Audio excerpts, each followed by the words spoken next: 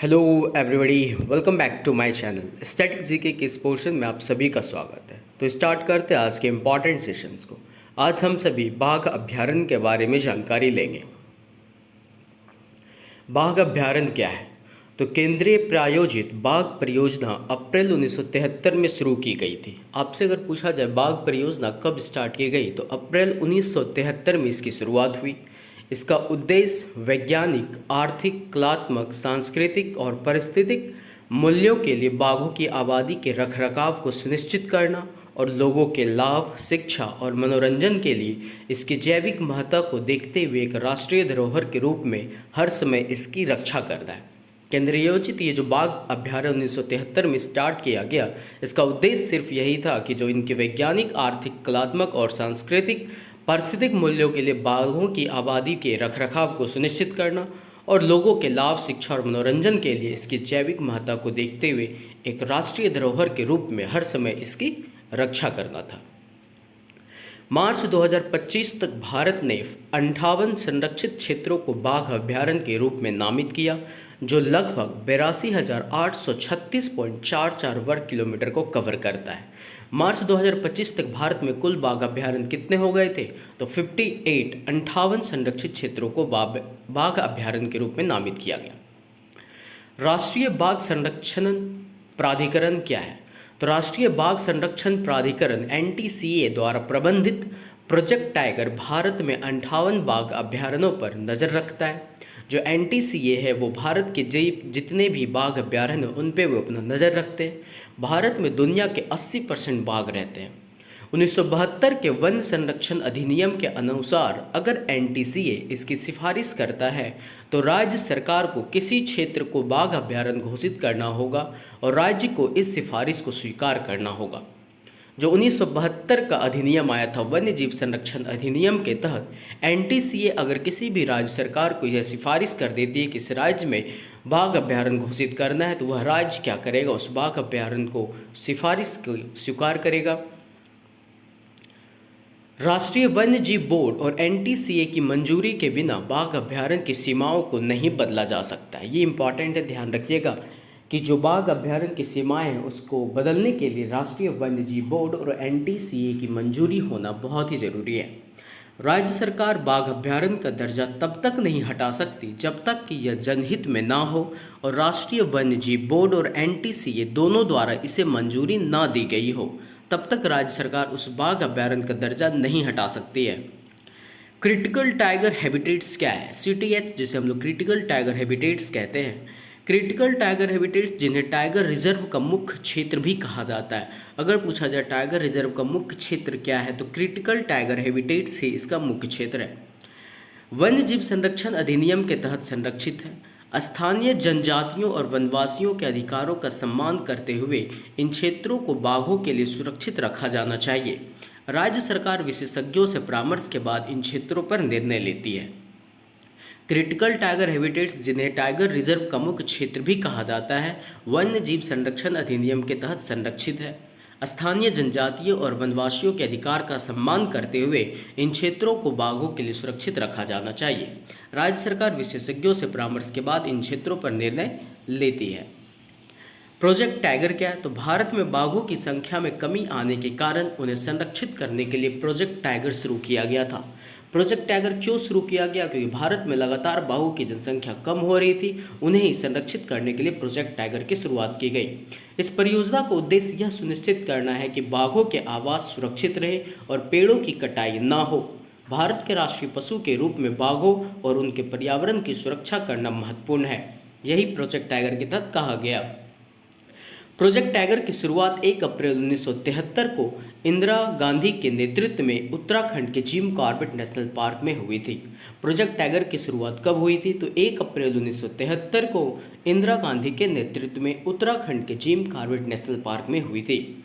इसका मुख्य लक्ष्य रॉयल बंगाल टाइगर को विलुप्त होने से बचाना था। इसका मुख्य लक्ष्य क्या था प्रोजेक्ट टाइगर का? तो रॉयल बंगाल टाइगर को विलुप्त होने से बचाना है।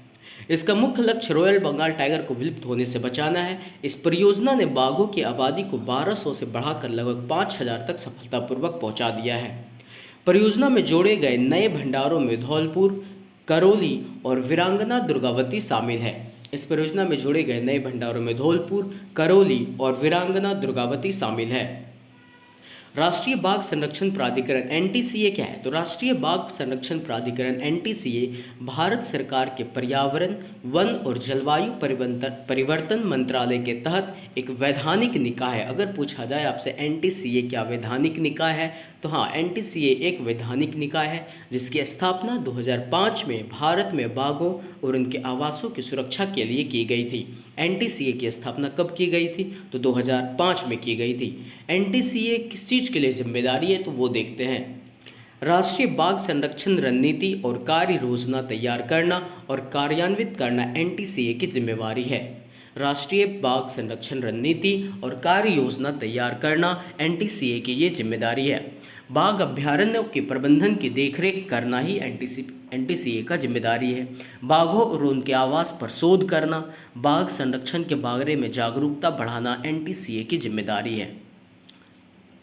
क्या क्या जिम्मेदारी है एनटीसीए की? तो राष्ट्रीय बाघ संरक्षण रणनीति और कार्य योजना तैयार करना और कार्यान्वित करना, बाघ अभ्यारण्यों के प्रबंधन की देखरेख करना, बाघों और उनके आवास पर शोध करना, बाघ संरक्षण के बारे में जागरूकता बढ़ाना।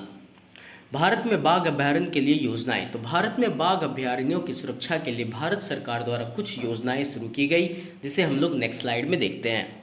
तो फर्स्ट है प्रोजेक्ट टाइगर। प्रोजेक्ट टाइगर आपको पता है कि 1 अप्रैल 1973 को भारत में बाघों के संरक्षण के लिए प्रोजेक्ट टाइगर की स्थापना की गई थी। इंपॉर्टेंट है कि प्रोजेक्ट टाइगर की स्थापना कब हुई थी? तो 1 अप्रैल 1973 को।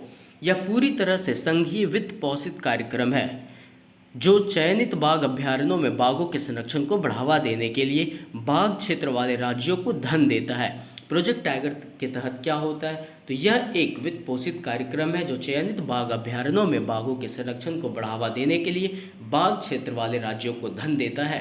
राष्ट्रीय बाघ संरक्षण प्राधिकरण प्रोजेक्ट टाइगर की देखरेख करता है। दूसरा है बाघ जनगणना। तो राष्ट्रीय बाघ संरक्षण प्राधिकरण जो एनटीसीए है और भारतीय वन्य जीव संस्थान कई राज्य वन एजेंसियों और संरक्षण गैर सरकारी संगठनों की सहायता से 2006 से भारत सरकार की 4 वर्षीय बाघ जनगणना का नेतृत्व कर रहे हैं। ये बाघ जनगणना का नेतृत्व कब से हो रहा है? तो 2006 से हो रहा है। कौन कर रहे हैं? तो राष्ट्रीय बाघ संरक्षण प्राधिकरण और भारतीय वन्य जीव संस्थान कई राज्य वन एजेंसियों और संरक्षण गैर सरकारी संगठनों की सहायता से 2006 से इसका नेतृत्व कर रहे हैं। एमधारियों क्या है? 2010 में पूरे भारतीय बाघ अभ्यारण्य में बाघों के लिए निगरानी प्रणाली, गहन सुरक्षा और पारिस्थितिकी स्थिति नामक एक सॉफ्टवेयर आधारित निगरानी प्रणाली शुरू की गई थी। इसका लक्ष्य गंभीर रूप से लुप्त प्राय बंगाल बाघ की गश्त और निगरानी बढ़ाना है। एमधारियों क्या है? तो एमधारियों को 2010 में पूरे भारतीय बाघ अभ्यारण्य में बाघों के लिए निगरानी प्रणाली, गहन सुरक्षा और पारिस्थितिकी स्थिति नामक एक सॉफ्टवेयर आधारित निगरानी प्रणाली शुरू की गई थी। एमधारिया का एक सॉफ्टवेयर आधारित निगरानी प्रणाली है जिसका लक्ष्य क्या था? लुप्त प्राय बंगाल बाघ की गश्त और निगरानी बढ़ाना था। बाघ संरक्षण पर सेंट पीटर्सबर्ग घोषणा। ये घोषणा क्या है? तो 2010 में पीटर्सबर्ग टाइगर समिट के दौरान भारत सहित बाघों के घर वाले 13 देशों के नेताओं ने दुनिया भर में बाघों की सुरक्षा और जंगली इलाकों में उनकी आबादी को दोगुना करने के लिए सभी आवश्यक कदम उठाने की प्रतिबद्धता जताई थी, जिसे 2x2 को इस पहल का आदर्श वाक्य चुना गया था। बाघ संरक्षण पर सेंट पीटर्सबर्ग घोषणा में क्या किया गया था कि बाघों की जनसंख्या को दोगुनी करने की चाह रखी गई थी 2010 में पीटर्सबर्ग टाइगर समिट के दौरान। यह बाघ संरक्षण सेंट पीटर्सबर्ग घोषणा कब हुई? तो 2010 में हुई थी, जिसमें 13 देशों के नेताओं ने दुनिया भर में बाघों की सुरक्षा और जंगली इलाकों में उनकी आबादी को दोगुना करने के लिए सभी आवश्यक कदम उठाने की प्रतिबद्धता जताई थी। और इसका आदर्श वाक्य क्या था? तो T/2 को इस पहल का आदर्श वाक्य चुना गया था। अब हम लोग भारत के शीर्ष 10 सबसे बड़े बाघ अभ्यारण्य को देखते हैं। तो फर्स्ट है नागार्जुन सागर श्रीशैलम बाघ अभ्यारण्य। यह अभ्यारण्य आंध्र प्रदेश में है, जो भारत का सबसे बड़ा बाघ अभ्यारण्य है। नागार्जुन सागर श्रीशैलम बाघ अभ्यारण्य कहाँ है? आंध्र प्रदेश में। आपको बाघ अभ्यारण्य और वो अभ्यारण्य किस राज्य में है, इस चीज़ को ध्यान रखना है। उनके क्षेत्र को आप ध्यान नहीं रखिएगा तो चलेगा। जैसे नागार्जुन सागर श्रीशैलम बाघ अभ्यारण्य कहाँ है? आंध्र प्रदेश में है। मानस राष्ट्रीय उद्यान कहाँ है? असम में है। मानस राष्ट्रीय उद्यान कहाँ है? असम में है। मेलघाट टाइगर रिजर्व कहाँ है? महाराष्ट्र में है। मेलघाट टाइगर रिजर्व कहाँ है? महाराष्ट्र में। सिमलीपाल राष्ट्रीय उद्यान कहाँ है? उड़ीसा में। सिमलीपाल राष्ट्रीय उद्यान कहाँ है? उड़ीसा में। अमराबाद टाइगर रिजर्व कहाँ है? तेलंगाना में। अमराबाद टाइगर रिजर्व कहाँ है? तेलंगाना में। सुंदरवन टाइगर रिजर्व कहाँ है? तो पश्चिम बंगाल में। सुंदरवन टाइगर रिजर्व कहाँ है? पश्चिम बंगाल में। दुधवा टाइगर रिजर्व कहाँ है? उत्तर प्रदेश में। दुधवा टाइगर रिजर्व कहाँ है? उत्तर प्रदेश में। सतपुड़ा टाइगर रिजर्व कहाँ है? मध्य प्रदेश में। सतपुड़ा टाइगर रिजर्व पूछा जाए कहाँ है? तो मध्य प्रदेश में। नामदफा टाइगर रिजर्व कहाँ है? तो अरुणाचल प्रदेश में। नामदफा टाइगर रिजर्व कहाँ है? अरुणाचल प्रदेश में। कान्हा टाइगर रिजर्व कहाँ है? मध्य प्रदेश में। कान्हा टाइगर रिजर्व कहाँ है? मध्य प्रदेश में। सबसे बड़ा बाघ अभ्यारण्य अगर आपसे पूछा जाए तो Nagarjuna Sagar Shri slam tiger reserve है। सबसे बड़ा बाघ अभ्यारण्य कौन सा है? तो Nagarjuna Sagar Shri slam tiger reserve है। सबसे छोटा बाघ रिजर्व पूछा जाए तो नामेरी टाइगर रिजर्व है। सबसे छोटा बाघ रिजर्व कौन सा है? तो नामेरी टाइगर रिजर्व है। नवीनतम टाइगर रिजर्व कौन सा है? तो रातापानी टाइगर रिजर्व जो है नवीनतम टाइगर रिजर्व है, रातापानी टाइगर रिजर्व। अधिकतम बाघ अभ्यारण्य वाला राज्य कौन सा है? मध्य प्रदेश, जिसमें 8 अभ्यारण्य है। अधिकतम बाघ अभ्यारण्य वाला राज्य कौन सा है? मध्य प्रदेश। पहला टाइगर रिजर्व कौन सा है? तो जिम कॉर्बेट राष्ट्रीय उद्यान जो है पहला टाइगर रिजर्व है। पहला टाइगर रिजर्व कौन सा है? तो जिम कॉर्बेट राष्ट्रीय उद्यान जो है पहला टाइगर रिजर्व है। नेक्स्ट हम लोग टाइगर रिजर्व की सूची अब लगातार देखेंगे कि नागार्जुन सागर श्री सैलम कहाँ है? तो आंध्र प्रदेश में है। नामदफा टाइगर रिजर्व कहाँ है? अरुणाचल प्रदेश में है। पाक्के टाइगर रिजर्व कहाँ है? अरुणाचल प्रदेश में है। कमलंग टाइगर रिजर्व कहाँ है? अरुणाचल प्रदेश में है। अरुणाचल प्रदेश के 3 टाइगर रिजर्व आप ध्यान रखिएगा। नामदफा अरुणाचल प्रदेश में है, पाक्के टाइगर रिजर्व अरुणाचल प्रदेश में है, कमलंग टाइगर रिजर्व अरुणाचल प्रदेश में है। नेक्स्ट है मानस टाइगर रिजर्व कहाँ है? तो असम में है। मानस टाइगर रिजर्व कहाँ है? असम में है। नामेरी टाइगर रिजर्व कहाँ है? असम में है। काजीरंगा टाइगर रिजर्व कहाँ है? असम में है। ओरांग टाइगर रिजर्व कहाँ है? असम में है। असम में कौन कौन से टाइगर रिजर्व आप ध्यान रखिएगा? तो नामेरी, काजीरंगा, ओरांग और एक मानस। नेक्स्ट हम लोग देखते हैं वाल्मीकि टाइगर रिजर्व कहाँ है? तो बिहार में है। बिहार का टाइगर रिजर्व कौन सा है? Valmiki tiger reserve. Indravati tiger reserve कहाँ है? छत्तीसगढ़ में। इंद्रावती टाइगर रिजर्व कहाँ है? छत्तीसगढ़। उदंती सीता नदी टाइगर रिजर्व कहाँ है? छत्तीसगढ़ में। उदंती सीता नदी टाइगर रिजर्व कहाँ है? छत्तीसगढ़ में। अचनकमार टाइगर रिजर्व कहाँ है? छत्तीसगढ़ में। अचनकमार टाइगर रिजर्व कहाँ है? छत्तीसगढ़ में। गुरु घासीदास तमोर पिंगला अभ्यारण्य कहाँ है? छत्तीसगढ़ में। गुरु घासीदास तमोर पिंगला अभ्यारण्य कहाँ है? छत्तीसगढ़ में।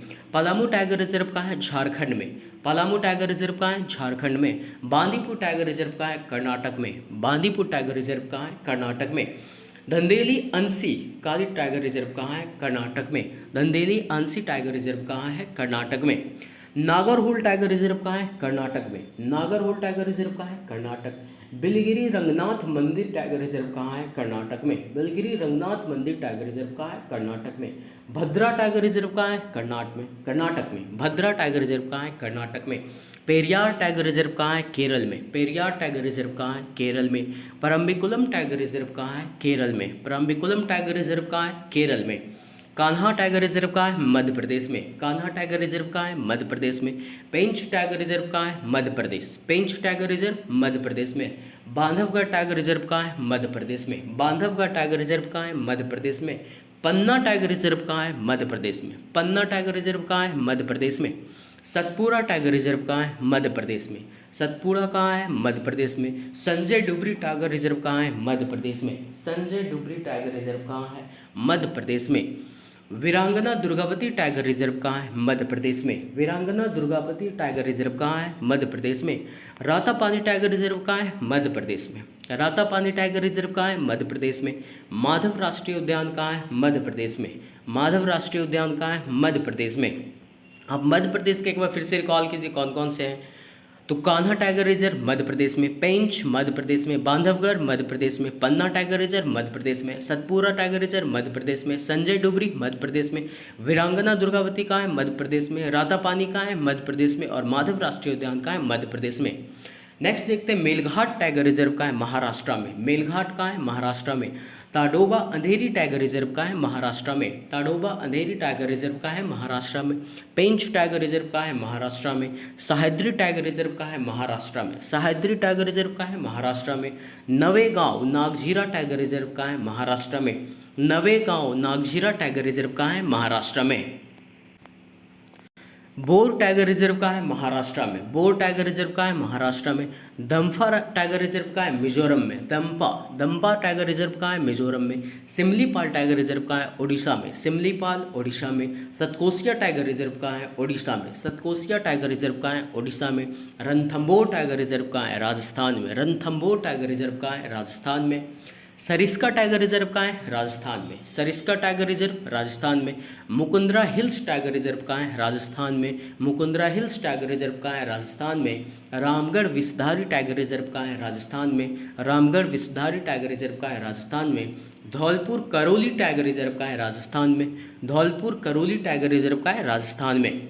नेक्स्ट है कालाकर मंडनथरई टाइगर रिजर्व कहाँ है? तमिलनाडु में। कालाकर मंडनथरई टाइगर रिजर्व कहाँ है? तमिलनाडु में। अन्नामलाई टाइगर रिजर्व कहाँ है? तमिलनाडु में। अन्नामलाई टाइगर रिजर्व कहाँ है? तमिलनाडु में। मुदुमलाई टाइगर रिजर्व कहाँ है? तमिलनाडु में। मलाई टाइगर रिजर्व कहाँ है? तमिलनाडु में। सत्यमंगलम टाइगर रिजर्व कहाँ है? तमिलनाडु में। सत्यमंगलम टाइगर रिजर्व कहाँ है? तमिलनाडु में। कावल टाइगर रिजर्व कहाँ है? तेलंगाना में। कावल टाइगर रिजर्व कहाँ है? तेलंगाना में। अमराबाद टाइगर रिजर्व कहाँ है? तेलंगाना में। अमराबाद टाइगर रिजर्व कहाँ है? तेलंगाना में। रानीपुर टाइगर रिजर्व कहाँ है? उत्तर प्रदेश में। रानीपुर टाइगर रिजर्व कहाँ है? उत्तर प्रदेश में। दुधवा टाइगर रिजर्व कहाँ है? उत्तर प्रदेश में। दुधवा काफ़ी इंपॉर्टेंट है। दुधवा टाइगर रिजर्व कहाँ है? उत्तर प्रदेश में। आमनगढ़ टाइगर रिजर्व कहाँ है? उत्तर प्रदेश में। आमनगढ़ टाइगर रिजर्व कहाँ है? उत्तर प्रदेश में। पीलीभीत टाइगर रिजर्व कहाँ है? उत्तर प्रदेश में। पीलीभीत टाइगर रिजर्व कहाँ है? उत्तर प्रदेश में। कॉर्बेट टाइगर रिजर्व कहाँ है? उत्तराखंड में। कॉर्बेट टाइगर रिजर्व इंपॉर्टेंट है, कहाँ है? तो उत्तराखंड में। राजाजी टाइगर रिजर्व कहाँ है? उत्तराखंड में। राजाजी टाइगर रिजर्व कहाँ है? उत्तराखंड में। सुंदरवन टाइगर रिजर्व कहाँ है? पश्चिम बंगाल में। सुंदरवन टाइगर रिजर्व कहाँ है? पश्चिम बंगाल में। बुक्सा टाइगर रिजर्व कहाँ है? पश्चिम बंगाल में। बुक्सा टाइगर रिजर्व कहाँ है? पश्चिम बंगाल में। और माधव राष्ट्रीय उद्यान कहाँ है? तो मध्य प्रदेश का शिवपुरी जिला में। माधव राष्ट्रीय उद्यान टाइगर रिजर्व कहाँ है? मध्य प्रदेश का शिवपुरी जिला में। Thank you. नेक्स्ट है आपको नेक्स्ट स्टैटिक जीके के पोर्शन मिलेंगे। इस चैनल पे आप नए हैं तो चैनल को सब्सक्राइब और शेयर ज़रूर कीजिएगा। उम्मीद करते हैं कि वीडियो आपके लिए काफ़ी इंपॉर्टेंट होगा। Thank you.